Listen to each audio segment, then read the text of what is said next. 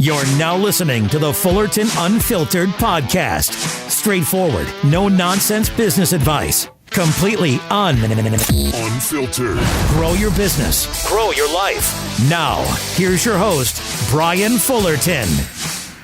Come along with us across the country on our first ever Winter Shop Tour Series with your host, Brian Fullerton.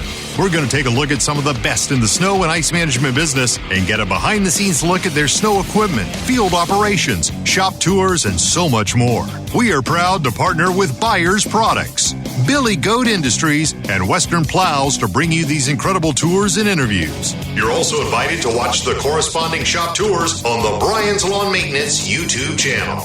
Get ready to learn the latest and the greatest on how to run a profitable snow and ice management business from these industry leaders. And now, here's your host, Brian Fullerton. Hey, what's going on, guys? Welcome to another episode of the Fullerton Unfiltered podcast. It is your host, Brian Fullerton, here, hanging with you guys, and we are hanging out here at the Snow and Ice Management of Sauers. How you guys doing? Good, how are you? I'm good, bud. We got Zach and Ken. How you guys doing today? Doing good. Excellent. Zach's like all stoic now. 2 minutes ago, he's cutting up and like laughing and stuff. Now, we hit the red button. He's freaking out. No. Yep. It's actually really cool. We've been here for a couple of hours. We've already done the video tour, which you guys can watch later tonight on YouTube. We did about a 20-25 minute walkthrough? Yeah. It was pretty cool. It was awesome. Yeah, it was a good time. So this is a really fun podcast episode. This is actually number 5 of the 6 that we're doing on the shop tour series, brought to you guys by Byers, Western, Billy Goat. So shout out to those guys. So when I was putting this together a couple months back, you guys came up as a referral a couple times, actually. Hey, go check out Sauers Snow. Cool. Yeah, so That's really awesome. It really is. And by the way, you guys were saying like, oh, are you just saying that? Do you say that to all of your guests? And I'm like, no, because I showed you my Instagram. I've talked about you guys on the show, but I've never said, hey, here's our fall tour list. So on Instagram, I said, I do one of those question polls like, hey, who are we going to visit next? And Sauers came up 5 out of the maybe 15 or 20 entries. So you guys are going to be making a name out there somehow. Cool. I heard you say earlier that you saved the best for second to last. Basically, that's how it is. I feel honored. I feel honored. Actually, it's like you guys were number 7, but somebody else couldn't show up, so you got to get. I'm just kidding. Let's do this real quick before we go down the whole rabbit hole of talking about all things snow and ice. And what's really unique and interesting about where you guys are at is Ken. We got this huge map. We're in this conference room right now. There's a beautiful map. It's like 8 feet by 8 feet. It's plastered up on the wall. They got pins and stuff where all their sites are. Regional territories. It's actually really cool. We talk about it for about 6 or 7 minutes in the YouTube video tonight. But one thing that's really unique about where you guys are at, you're like my first kind of, I don't know if this is New England states, but Atlantic market, transition market. Talk to me about that. Well, a lot of people think about Philadelphia as the East Coast and towards the Northeast, but really we're the northernmost reach, at least in weather spectrum, we're the northernmost reach of the Mid-Atlantic. And that means we do get big snows. We get the nor'easters. We can get the heaviest snows, but we also can get some really dry winters. Yeah. And we get a lot of ice, a lot more ice. I do some traveling up into central New York, and they get snow that I've never seen before. Right. Buffalo, all that mess. But the reality is their snow stays frozen. Okay. And we get a lot of thaw, refreeze. Sleet turning into salt, sleet turning into ice, turning into sleet again, turning into rain, turning into ice. It's a volatile temperature weather. Yeah. Miserable. It's the misery and the pain and suffering is your guys' profit center for sure. Well, and so we've done. You guys were asking who else we've done on the tour. I've done Troy Clog, which is back at home. We've done Glacier Snow, which is in Fargo, North Dakota. In Fargo, they get 50 inches of snow, which I thought they would get 100 based on like their equipment setup. But they get like 31-inch snowstorms and they deal with a lot of wind. A lot of like 0 and 10 degree weather and a lot of wind. It's just crazy. Which is crazy. And they all deploy from their main place and they zip on all out, right? And so I say that is just because every market and every region is different. So you guys are telling me a bunch of like war stories and crazy stories. We had lunch. You guys have hosted really well. Thank you so much, like for just taking the time out of your guys' busy day. I mean, and honestly, we're in the thick of it. I mean, you guys could be chasing down snow accounts and contracts and still locking people in. So both of you guys have been hosting me all day today, which I really appreciate. But I think I was telling Ken and Zach as well, like you guys are my first New England, Mid-Atlantic market or region. So I'd love to have you guys weigh in and share more as we go through this whole podcast about what makes you guys unique, of course, is from Sauers, but then also what's different with your market compared to some of the things I was describing a minute ago, you know? So before we go too far into it, I want to give you guys proper introductions. So can you guys introduce yourselves, like name and then what you guys actually do? Because I don't want to gloss over that. Not a problem. My name is Ken Buck. I've been with Sauers for 3 years. I've been in the snow and ice industry for 3 years. Sauers is my first and only job and entry into the field. Okay. And when I started 3 years ago, I started in as a regional account manager. We call him field operations manager, as a part-time person. Okay. And I've worked my way into being full-time, and I'm the marketing manager. Okay, cool. My name is Zach Kelly. I am the director of operations here. I get to work with people like Ken and our operations team, our service providers, our field ops managers, and just manage day-to-day operations at the company, but ultimately manage snowstorms. Yeah. It's always a good time. I've been with Sauers for just about 7 years now, but I've been in the snow industry for about 15 years. Yeah. So, and your hair's not gray yet, so you're doing something right. It's always good, right? If I'm not mistaken, Zach is the reigning operations director of the year in the. He got the 2022 SIMA award this summer, which was a really big honor. Wow. He's not going to tell you about it, but I will. Wow. I mean, if I had one of those like sound buttons, on the applause or something. Yeah, I changed all my little patterns out, but we'll do a little round of applause. Thank you. And also the girl upstairs, Stephanie, is that her name? She was The president. What is the president? Yeah, small operation. What she got an award too, right? From SIMA? CEO of the year from SIMA, I think 2020. Yep. Yeah, wow, that's awesome. So you guys are doing some great things. You're pioneering a bunch of stuff. You were telling me before we hit record on the podcast, you're like, hey, we don't want to like gloat or this or that. I'm like, no. But you guys are spearheading a bunch of great stuff in the industry as well, and really doing our best. No, that's really cool. Okay, so let's break it down. Let's talk about Sauers Snow and Ice for a minute, because some guys know you, some guys don't, and so the whole winter shop tour series here, I'm getting more into snow with my personal company. I'm learning from a lot of big fish, big fish to me, about how to do snow profitably, how to do snow better. So we're doing the shop tour series. You guys are fifth on the sixth that we are interviewing, and a bunch of other great people have been in the mix as well. But these guys that are listening in, they want to make more money with snow, grow their snow business, grow their salt business. Do they want to be the next regional $5-10 million company? I don't know, but at least it's open to them. But what I want to do is get the big guys, the big fish, the guys that are making money and that are winning in what we do in snow and ice, and get you guys with your best thoughts and best practices and what's working out there. So talk to me about the Mid-Atlantic region, Philly, PA, what's working out there for you guys, and how you guys structure your business. And maybe Zach, if you want to talk about Sauers as well, because you've been here a little bit longer or so. Sure. Yeah. So we started out as a family run business. Okay. Joe, Mike, and Steph started the company just as middle school and high school kids, just hustling hard, mowing their neighbor's grass. Yeah. And over the years added landscaping and, Mike and Steph are brother, sister? All brothers, all siblings. Joe, Mike, and Steph, three of them. Oh, okay. Yeah. You only met two today. Okay. Yeah. But Mike and Steph, the guys upstairs, sister, the guys and girl. Oh, okay. And, they just hustled. They worked hard, and over the course of time added tree work and paving and concrete, and you name it, we did it. Okay. In I think 2015, 2016, we decided, hey, we want a core focus. We were kind of going in a lot of different directions. Okay. We wanted everyone kind of rowing the same way and accomplishing the same goals. So we decided to become a snow focused or a snow only company. Wow. We've minimized our equipment. We've minimized, all the other divisions of the company. So we're snow focused 365 days a year. Yeah. Which is exciting and brings a whole bunch of new challenges all at the same time. Wow. So did you guys do mowing and landscaping and all that mess before? Yeah. We for a decade or whatever? Yeah. In 2015, I think we were running, call it 6 maintenance crews. Yeah. And a couple install crews. Is that right? All commercially. Wow. And just we decided, hey, we want to, we all want to be thinking about the same stuff. So. What was the allure to, I would imagine the answer is profitability. But what would be the allure to just becoming a snow and ice management company only? Yeah, I think obviously profitability is always a big one. But, Sure. I think we all have passion for the snow industry. We all see that there's room to just take care of people and solve people's problems. Our tagline around here is we take the worry out of winter.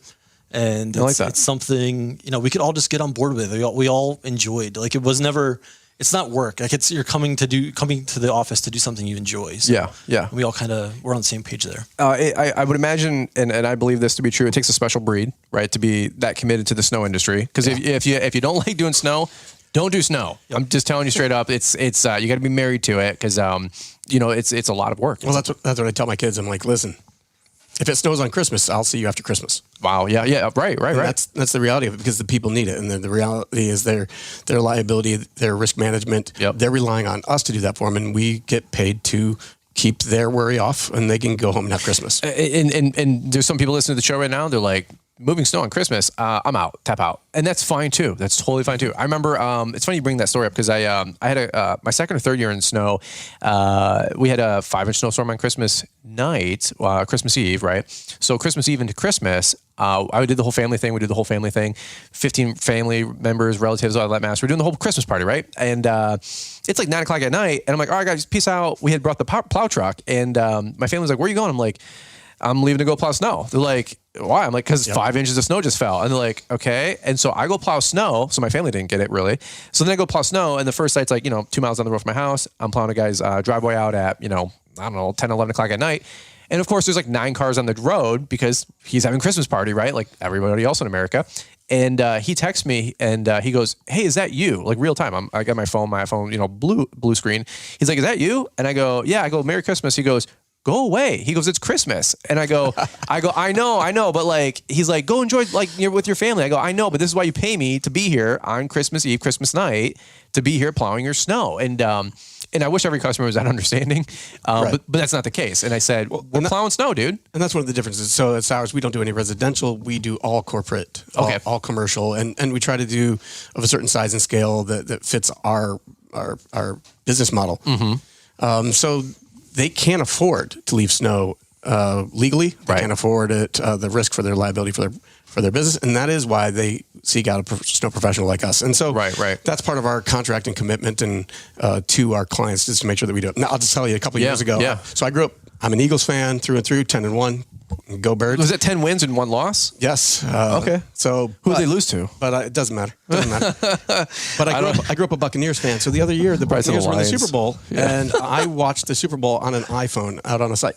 Right. Because that's what you do. Yep. So, some people might have been at the Super Bowl party, but I wasn't, and neither were the rest of Sauers. And I think that's kind of the thing that sets apart and makes a difference, is that commitment, because we are snow only. Mm-hmm. We don't have other revenue streams that, we'll just count on that. Right. No, our bread and butter is that we will give that client our 100%. So Zach, you were saying all you guys do all winter, or all you guys do all year is get ready for winter, and then you quantified it upstairs. You said, because I thought you guys did more in terms of quantity of snow, like 40, 50 inch market. And I'm learning every market's different, right? You think somebody does 100 inches, they do 20. You think somebody does 20, they do 80. Who knows, right? But you had said, we work all year for 19 days that we're actually in the field moving the snow. So talk about that. What does that mean? Quantify that a little bit. Yeah, I mean, think of, we have 20 full-time people. By the time you ramp up our service providers and our seasonal people, this giant team of people, and our core focus of all that energy all year long is for 19 days. And so we only have a very small window to impress our clients, to wow them. Mm-hmm. We have a limited window to hit the mark. Yeah. And we don't get other chances to give a second, like, let me follow up and show you that we grew. Right. Yeah, you can't fail. Like, it's not an option, because you're not going to get that chance back. It's like the military. Like, you train all year for like that mission, that ops, and like go in, get the bad guy, save the good person, whatever, in and out, and you get that 12-hour run or mission, and it's like, dude, you can't mess up. But you train all year for that 12-hour window. That's crazy. Exactly. So I like what one of you guys were saying too, and it's been a long day. We've done a lot of talking. You guys are a fun crew. I wish the joking and the fun and the ribbing back and forth can like make it on the show or on the video. It never translate. You guys are cool people. Like it's funny. Like all of the lawn and landscape and snow people are very, very similar. We're all cut from very similar cloth, right? We're all like semi-crazy. I think we've all had too much sun exposure, for sure. or too much deliriousness from plowing snow for 20 hours straight. One of the two, or a little bit of both, which is even more crazy. But I like what you said earlier, is that when you're mowing or doing a landscape job, you have time to like repair, or time to fix, or time to make the customer happier like 2 days later.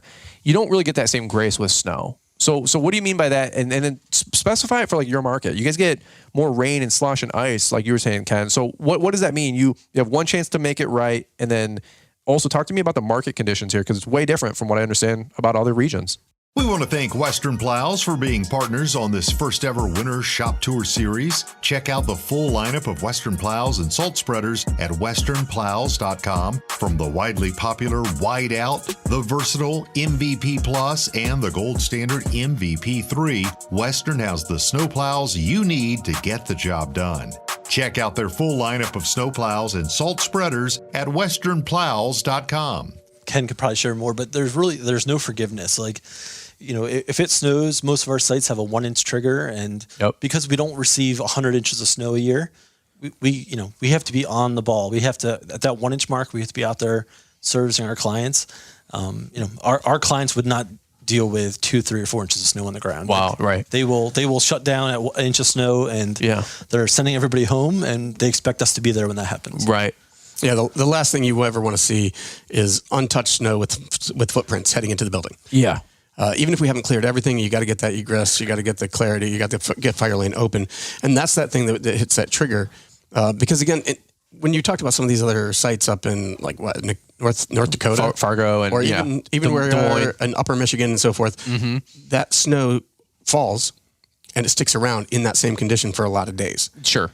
Ours is going to melt in 3 days. Okay. But in that meantime, it's going to change from snow to ice to melt to ice to melt probably 3 or 4 different times during that 3 days. Sure. And so we also have people that aren't as hardy. They're not as conditioned. The culture of the community isn't as conditioned to know how to handle 100 inches. Sure. That would shut Philadelphia down for months. Well, that'd be funny. I was explaining that to you in Grand Rapids, Michigan. They get 100 inches of snow, and it's like you just keep stacking the snow. They don't even blink, do they?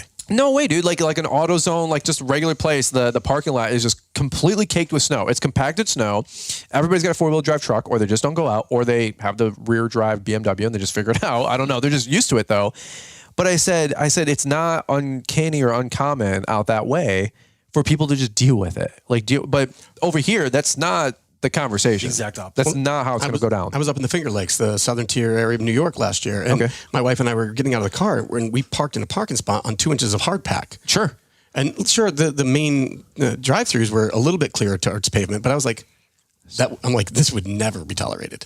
This is not a Sauers level job. This is not what we do. But that's their world because they get so much and they have certain temperatures. Right. But for us, we have to get before that storm is over and before we close out with the post-event inspection, black and wet is what we got to have. Wow. Yep. And so that's a standard for our area. And that's because we're at the north end of the Mid-Atlantic. We're in a very large, populated city. There's lots of liability issues. And so that's what we are. I've talked about it. There's 3 ways to think about our company. One is that we're snow and ice management. That's great. But the other is that we're probably a communication specialist that happens to work in snow and ice. Sure. So we make sure that our clients are informed, cared for, and aware of what's going on at all times. And we're aware for them. Sure. So that if they have a question, we can get all the records, the photos, the documentation, all that. So that's another way to look at it. And the other way is that we're risk management specialists who happen to work in snow and ice. Sure. Because we're bringing in the expertise and the 365-day-a-year thought process about what does it take to keep you and your investment and your property and your people safe as much as we humanly can. And so that's kind of I think the distinctives that, any company that's snow only, that's what they'll tell you that they are striving to do. And that's what, we put a lot of effort towards. Zach, let me go back to you really quick. You were talking about the service region here. So I want to talk to you guys for a minute about your business model because it's really unique, and that's why you guys are on the tour. Other than just Ken's a pretty face, right? And I am the eye candy, and a great personality. He's basically, if you guys listen to the show, you guys got to come out here one day and meet Ken. He's like Deadpool reincarnated over here with his jokes, his mannerisms. It's like Ryan Reynolds, like 2.0 over here. Fat Reynolds, we'd like to call it. Ryan Reynolds. And the jokes are it just never ends, and I love it because that's my personality type. If I didn't get up at 4 a.m., I'd be a little bit more lively, to be honest with you. But I caught an early flight because I'm doing an in and out same day trip. What I want to talk to you about is number one, the region that you guys work in, because maybe somebody has a site that they want managed. Hey, they can reach out to you guys. Number two, maybe somebody's a potential sub or service provider for you guys. They can manage some sites for you guys on this map. Because I want to get, see if there's anything I can help you guys with and have some skin in the game with this, whole podcast and all that mess, obviously. But specifically, talk to me about where you guys do work, the region that you guys are doing all the work in, and then your business model in general. Because, for example, we did Troy Clog and Glacier and other people, and they've got millions of dollars of equipment sitting around and all this other stuff. And one of you guys were answering the Instagram. We were talking back and forth last couple of weeks, and I said, hey, I'm going to come over, do a shop tour, and it's going to be really fun, cool. You know, do you guys mind? You said, yeah, dude, love to have you.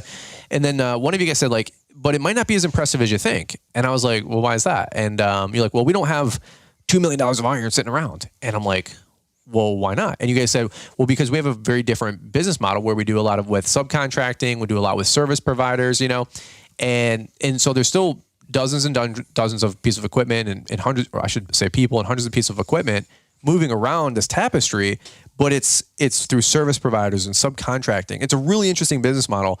And so I don't want you guys to think like, oh, we don't have enough to, you know, provide to the show or to the podcast. I said, no, dude, like, imagine doing millions and millions of dollars with a team of 15 to 20 people and staff and hundreds of service providers and like not having millions of dollars of equipment. Not everybody wants to do that. So talk to me about your guys' market, how you guys use SPs. Is that what you call them? Yep. Service providers. Okay. We call them SPs for short. Yeah. So we service Southeast Pennsylvania. Yep. Up into like the Lehigh Valley, Central and Southern New Jersey, and Northern Delaware. Okay. Currently about an hour in every direction of our office. What's this river that cuts through this huge map? Yeah, it's Delaware. Delaware River? Yep. Okay. It separates New Jersey and Pennsylvania. But so we service commercial clients, mostly distribution centers and Class A office space. Okay. No residential, no apartment complexes, nothing no like HOAs, nothing like that. Okay. So we're very specific on the clients we work with, but we're also very, very specific on the other contractors we work with. Okay. To your point, we don't have 100 loaders sitting out back or 150 trucks. Sure. We have a rather small fleet compared to the amount of work we do. But we work with some great local contractors. Okay. And so what we do all year, aside from plowing snow in the winter, is we're building relationships with independent business owners, much like your business, that they own a couple plow trucks, or they might own, a few pieces of equipment. And sure. While they're focused on their main business, they're looking for something to do in the winter to fill their time. They want to keep their guys busy. They don't want to lose their crew by laying them off in the winter or something like that. So they're trying to find some winter work and enter Sauers. And so we kind of partner together. We have a saying that we want mutual success. If we're going to be successful, we want other people to be successful with us. Sure. And that's what we're out to do. That's what, instead of investing our time and resources into equipment, we're investing into people. Okay.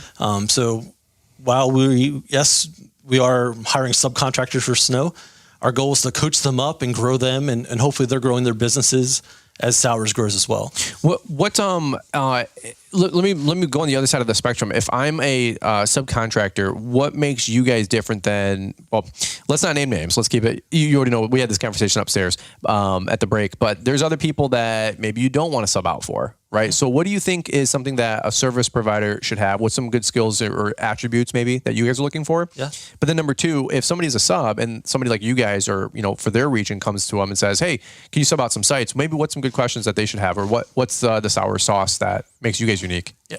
The big thing on top of everyone's mind is always pay, right? Like, sure. Everyone hears horror stories of not getting paid. Right. And so we've made it a priority to make sure we pay people on time. Okay. It's kind of, there's no secret sauce here, but treat people how you want to be treated. Like, we want to be paid on time. Yep. So we make sure we pay others on time. Cool. So that is like priority number one. Make sure you have a payment schedule set up. Okay. So we're paying people on time is our big thing. We're just treating people like people. Like, we're not, just because someone's a subcontractor or a service provider, like we treat them the same as we would have an in-house employee. Like, so many of our contractors, they worked with us for 7, 8, 9, 10 years. We're in this for a long game. We're not here to work with somebody for a year and bid out sites the next year. Like, right. We want to work with people for years and years. Mm-hmm. So however we can do that, we want to build relationships. Often our service providers will call us with a question, has nothing to do with snow or has nothing to do with a site they're working on for us, but they have a question. Maybe they're going after their own site and they have an operational question. Sure. Hey, how much equipment do you think I need on a site? Or it might be in the green season. Hey, I'm having this issue with my employee. Any ideas? Like, and so we're constantly helping, and we want to provide feedback, and we want to be a resource. I love it. You guys do a lot of, you want to chime in real quick? Well, I was just going to tell you that when I started 3 years ago, one of the contractors that I was working with on one of the sites that I managed, it was his first year working with us. So we were both rookies with Sauers. And he was telling me that he was really investing in the snow because he wanted, it's a moneymaker, there's an interest. And he laid it out to me, his 5-year plan. Okay. And so I saw him again. We have our Snow Pro Summit where we meet with all of our service providers. We have a couple of nights of training events. It's a really wonderful, pretty cool event. So So I saw him again. I said, how you doing? He's like, and he starts laying things out. And he says, we're here. We probably doubled in size to this, this, and this. And I was like, you know what? Mm-hmm. I remember 3 years ago, you told me your 5-year plan and you are ahead of schedule. Wow. And he was like, oh yeah, you know what? I guess you're right. I mean, like, he's so in the weeds of it. It's kind of like, he didn't see his own hair growing kind of thing. It's like, he didn't see how I'm like, but you told me what you wanted to do 5 years ago. Mm-hmm. And he was one of the first people that ever said, like, man, I want to keep working with you guys because you guys go get those contracts that I can't get. Right. Or I don't have the time, or I don't have the resources to get.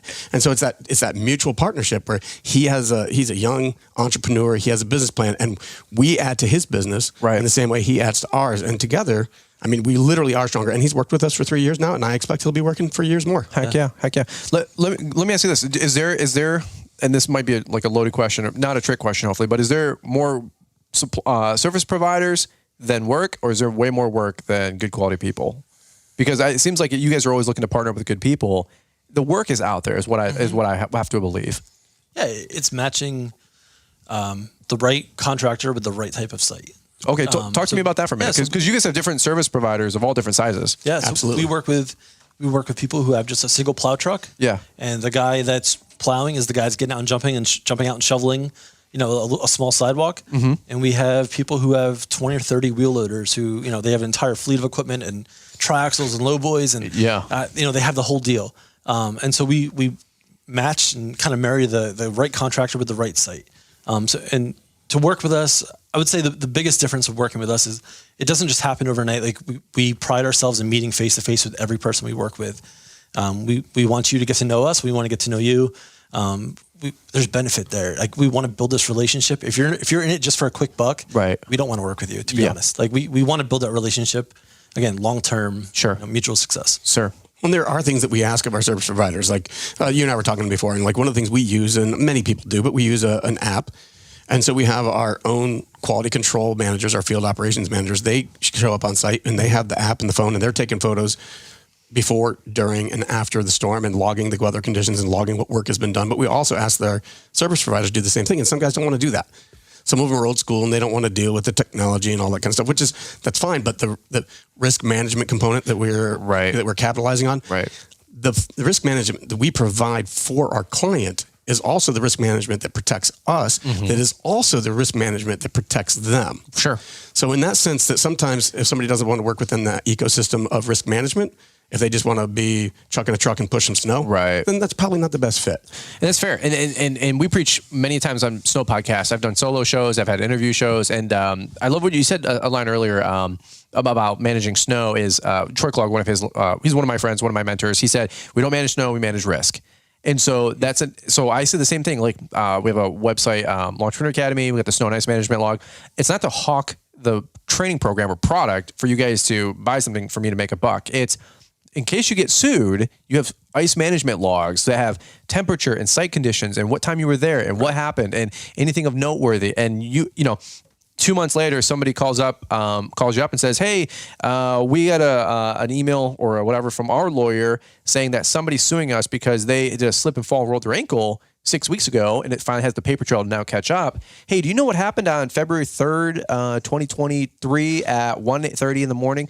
You know, when they were getting a Subway sandwich, you know, and you're like, what? At 1:30 in the morning? You know that all those lawsuits come in at the 12th hour, 5 minutes before the statute of limitations is going to expire, hoping that you've long lost your receipts and long lost your stuff. So that's one of those benefits that we provide in working with the management, is that we duplicate, layer, and cover our bases. I've noticed like the best guys that I've been on tour with, they all are militant is probably the best word I can say about logging and tracking. We're subcontracting out for my friend Troy, actually, and we use Element Time and a couple other things that we're working with them. And we report, site checks, site conditions. We log in, we log out of everything all the time, and it's made me become a better person with my company.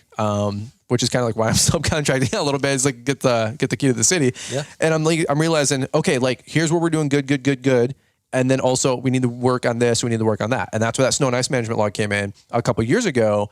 And my guys are like, really, dude, we got to fill this out? I go, yes. Because if we get sued, I'm not made of money and I'm not going out under because one person decided to roll their ankle, go and get, I'll call them my Olive Garden breadstick people. No matter what. Do you guys have Olive Gardens right here? Yeah. So no matter what, back at home, 8-inch snowstorm, Ken, 2:00 in the afternoon, Matilda is going out there to get her Subaru breadsticks and just traversing it in her Subaru. And I'm like, listen, lady, this might be a good time to do DoorDash. But I'm not, because she went to go get her Sioux Valley Garden breadsticks. Now, God bless them. They're good breadsticks. But that being said, I'm not getting a 6-figure lawsuit to Brian's Law Maintenance because somebody had a slip and fall. Yeah, my Philadelphia twist on that is they're going to get their breadsticks and walking through in leather bottom shoes or heels. Is that right? Because they don't prepare. Again, it's that Mid-Atlantic mindset. But they have a Subaru, so it's okay, right? The Mid-Atlantic mindset doesn't prepare for all that. And so the one site I have, it's 15 buildings on a corporate campus site, which is wonderful. Yeah. And I'm there at 5 a.m, and it's icy and it's miserable. And most of the people aren't coming in if they can help it, right? Mm-hmm. And then I see this little jogger lady. Who's jogging on their property. Yeah. Because she's from the neighborhood and this is where she likes to jog. Yeah. And you're jogging on ice. Yeah. On somebody else's property. At 5 a.m. Like, yeah. The the common sense, the lack of care for your neighbor and all this stuff, it's just frustrating. Yeah. But that's the reality that we're in. And that's why, documentation and logging. That's why it's, like you said, they're militant because, attention to detail requires it. You go ahead. Well, I was just going to say, like Troy's told me, he goes, snow and salt is fun, but there's lawsuits. He goes, every year we get sued. He goes, every year my company gets sued and there's an issue. And it always goes back to, it goes to the firing line of he said, she said, then it always goes to documentation. And he goes, every time, Brian, I'll tell you, who wins in a fight is always who has better documentation. He goes, 80% of the time, it works 100% of the time. Like the whole deal. He goes, it always comes down to documentation. So what were you going to say? Yeah. In our training, we're always telling our team we're trying to paint a picture that you can go back and look at, 2 or 3 or 4 years from now and know exactly what the site looked like. Sure. How much snow is on the ground. What's the wind like? What's the air temp? What's the surface temp? We're trying to paint that picture because it won't be tomorrow or the next day. It'll be 2 or 3 years from now. Mm-hmm. So, it is vital. And that's what, every one of our people on everyone's smartphone, we have an app and everyone's taking photos, everyone's documenting. Mm-hmm. I mean, that is vital to work with us. I love it. I told that client last year that we were on a walkthrough this fall and I told that client, I said, I probably took over 3,500 photos of your property. Is that right? Yeah. Wow. Because, before, during, post-event, through every event, in post-season, preseason, postseason, I easily took over 3,500. I think we looked at, last year, we took something like 58,000 photos on our sites last year. Wow. So just site inspections, curbs, banks, grass, turf, skid plate things. But it protects our service provider, it protects us, and it protects our clients. Well, I just did and it really is, it's all three, right? Because you don't want the client to get taken. You guys don't want to get taken. You don't want the customer to get hurt. Duh. Right. So if there is a sidewalk that has a smashed curb or something's not right, the little red pad, for the salt and or for the ice, you want to make sure that those are working correctly. If there's ice forming up, one of the stores that we get to plow snow for, we're subbing out for a different company, actually, another company we're subbing out for, which is next to 2 of our other sites. Their whole skid plate thing for the sidewalk ramp, it was completely shredded off. You could tell like another plow truck from the years past clearly just went up the sidewalk and just ripped that whole pink 2 foot by 3 foot grate just right into the turf. Because we started picking up the mow in the spring and what the hell is this thing too? And then I just realized the sidewalk had this chunk missing. I go, somebody clearly plowed the whole sidewalk. They just ran, they just ran the ramp up and I can't say that I have not have done it either, but somebody just got unlucky and they took the whole ramp, ripped the whole, the bolts right out of the ground or whatever. That can happen to anybody on any given day. 100%. But you have to document and say hey, that was for me, I'm not fixing that $1,500 concrete repair bill in the spring or fall or whatever it is. If the store manager, who's probably not doing site checks for his store, he's just trying to sell, whatever product he's selling. I'm not going to be liable for that. So document. Well, a few years ago, we had a client who mid-season, a new manager came in and he at the end of spring said, he looked around and said, this is his first look at it because now the snow's gone. Yep. And he looks at it and he goes, there's all these damage points. And we were able to say, hey, listen, not to be argumentative, but here's the situation. He's like, I didn't know that. Wow. Yeah. And so it was just we had 3 little patches to do and it took about 10 minutes. Well, I mean, but that being said though, there's been times where I've been to sites and I see the handicap, what do they call that thing? Like the post, just completely sheared off. And I'm like, bro, I don't know what hit that, but somebody left with a broken bumper, but it wasn't us. And then so I go plow the site or I see it the next day and I go, well, that's strange because that was not there yesterday, but I'm not getting in trouble for that, like you said. And to fix that concrete barriered, recycling handicap thing, it's $1,500. Those yellow pylons, $1,000 or paint job, a couple $100. I'm not a smash curb. We were just talking about smash curbs. $3,000 for a smashed curb. I'm not liable for that unless we did it and we don't have good documentation, right? And that's the whole point. We're literally all in it together. We take the worry out of our clients' winter. We also take the worry out of our service providers' winter by attention to detail, because that's what we specialize in: is communication, detail, administration. Because we're not spending all our time buying and fixing and hiring and training for a fleet. So that gives us the ability to play that role in the whole ecosystem. How have you guys grown the last 6-7 years? Zach, you said you've been 7 years, right? Yep. How has the trajectory been for you guys with the service contractor, service provider business model, if you will? Have you guys realized you can grow more or less? It's been easier. It's been more difficult. Maybe somebody listening to the show, whether they want to do snow for 4 months and have the rest of the year off, quote unquote. Is that something that you guys have found is it's working effectively? Are you still working out the kinks? Like where are you guys at with the company? Yeah, like everything, every business model has its challenges. Ours are just different. Instead of a ton of equipment breaking down, we're dealing with people, and unfortunately, dealing with people gets messy sometimes. But you had to kill some people, take some people out. We send Ken out for that. For Ken, yeah. He's it's Jersey almost right down the road. So not that Jersey's But I got some police officers listening to the show, so we got to be quiet. Talking to you, Mike and Vince. But anyway, state trooper. You can't say police officer or cop. State trooper is a very different beast. It is, dude. It is. They will come for you. Yeah, we back on track. Zach's like blinking over here. He's like, "How do you know? How do you know?" We're moving across the table. Regarding the way that the growth is, like in any business, there's going to be bubbles.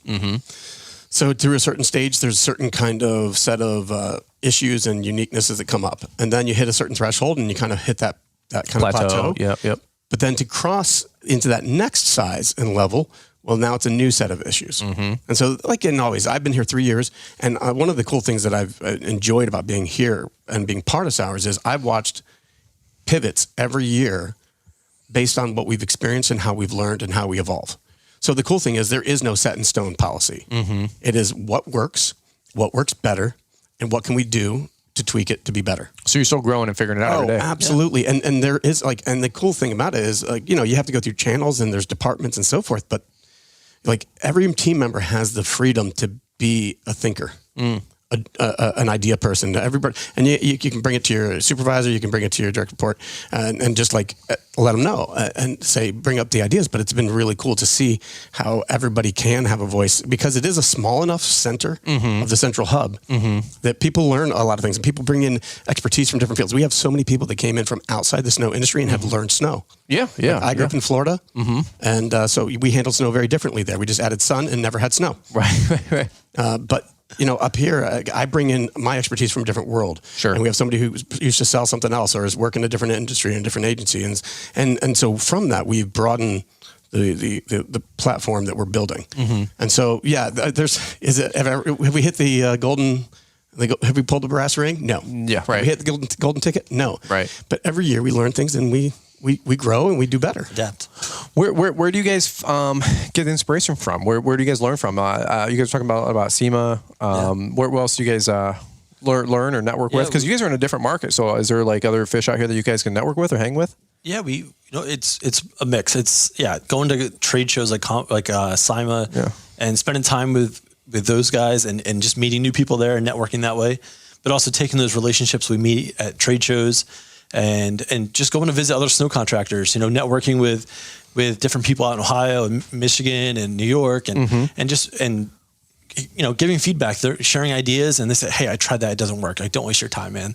And we do the same thing. We just share ideas and that's how we're all successful. Just give and take. I love it. And there's been a new change around Sauers that we are partnered up with a new parent company named Orion, and they have their own network, and within their ecosystem, there's a lot more networks to other companies. So now there's a collegiality there that takes away that industry special sauce kind of thing. Like, hey, if we've got something, we're going to share it with you. Yes. And if you've got something, you're going to share it with us. And I think that's a whole new resource that's open to us that we're learning from and gauging from and resourcing. I love it. We always say around here that nothing beats the power of a team, right? And so whether we're networking with people across the country, across the world, or in our own backyard, right? We're better because we're together. Like we can we can strengthen each other and build each other up. I love that. And, you know, we were talking earlier that, hey, yeah, we love snow. We love equipment. Like, hey, yeah, we love going out and buying new trucks and test driving new loaders and stuff like that. But it's like people are our passion. Like, however we can pour into people and grow people and build others up, like that's what we're about. That's why we're here. And that's why I think I'll speak for Ken. That's why we both love what we do. Like we get to do that every single day. Yep. You guys are something else, man. I'm telling you guys, like this is really, really cool. I mean, it's so interesting. The more I do these tours and visits, and it's not like you guys listen to every podcast or watching every YouTube video. Although Ken seems to be like a big fan, apparently.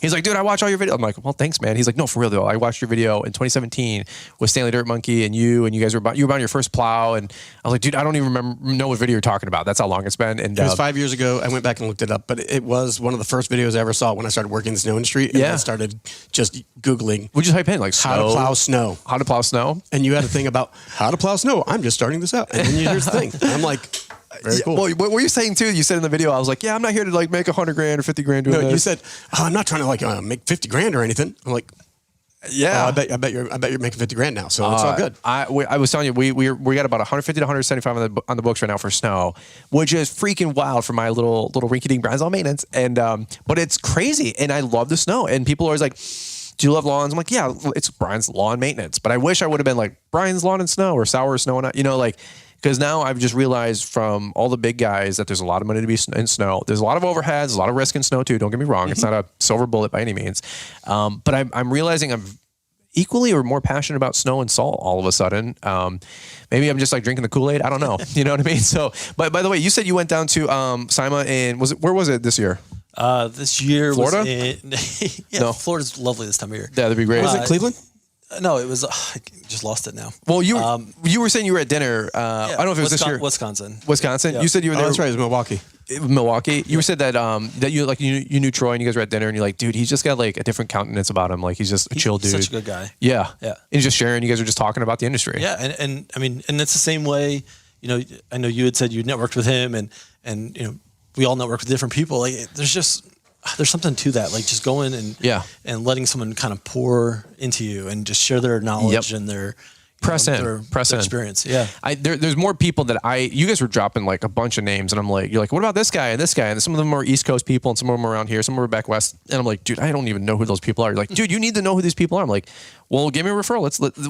I guess we're part of the mill now. We're just perpetuating it. But you guys are ironically enough part of that too. Like I did these shop tours in the winter, podcast last year and people are like, you got to get Sauers on. I'm like, sure. And we had Jeremy on last time and rocked it out of the house. And thanks for inviting me back, man. This is really, really cool. Awesome. Yeah. That's great. Yeah. You got anything else over here, Ken? You just you're ready to rock and roll. You're just fascinated by the mixer. You're just like he's thinking about dinner already. No. But I've one of the things that I think is just unique about the way that we have structured our business is that we are always open to building new relationships. Sure. Because we have to. You have to. And we're built upon that. So while of course we're competing for contracts, but we're also not going to burn a bridge because that contract we may have to work together somewhere. So we always try to keep things going well that way.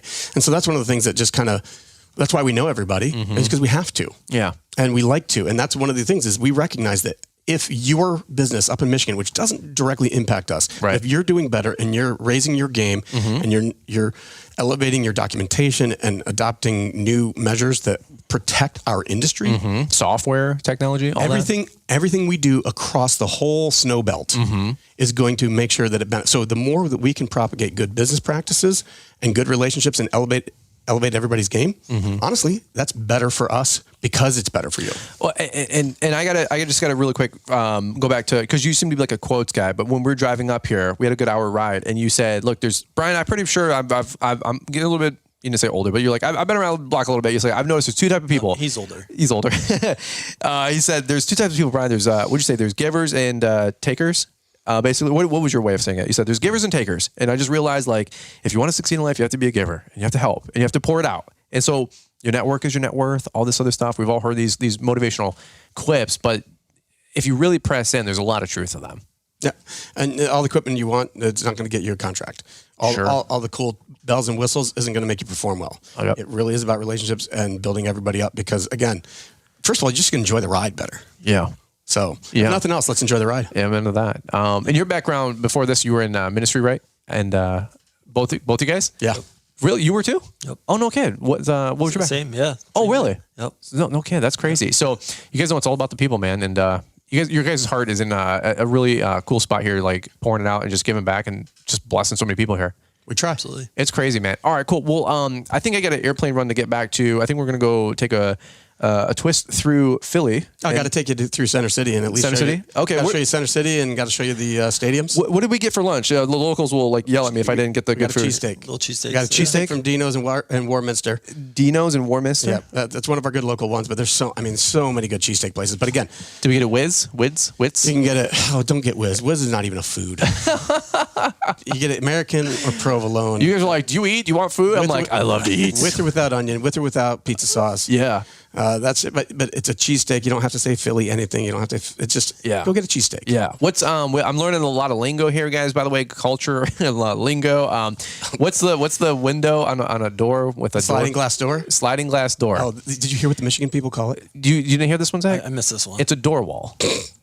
A door wall. You're making this up. No, you're making this stuff up. I have a friend who said that once, and I was like, wait, I stopped everything. I'm like, anybody listening in right now, I wish I could do like a live poll. South Lion. Yeah, so like it's the South Lion's 10 minutes, not 7 minutes from where I live. Yeah. I just did a video and a podcast with my buddy Alex. When you slide the big door open that's in the living room, what do you guys call that, Zach?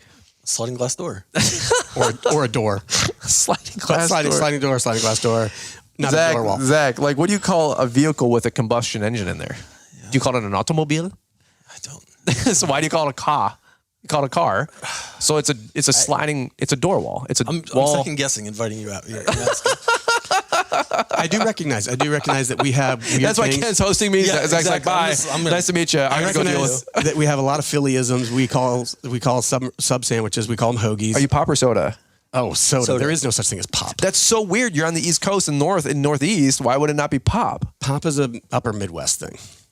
I guess. Is it? It is. You've traveled like the whole country. I've lived a lot of places. Ministry work. So, okay, so it's soda or not pop, but you guys have a door wall. Why would it be a sliding glass door? That's what it is. It's what it is. But do you say infernal combustion engine machine? I should hit him with the most Jersey of Jersey things.